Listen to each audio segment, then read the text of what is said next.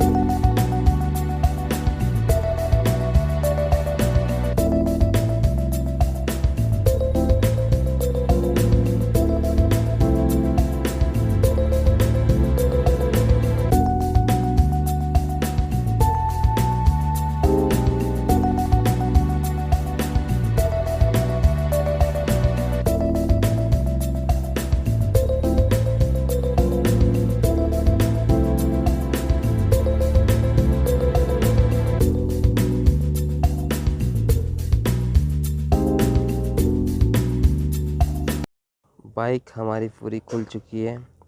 वो देख सकते हैं आप, सारा सामान ये रखा हुआ है बाइक का।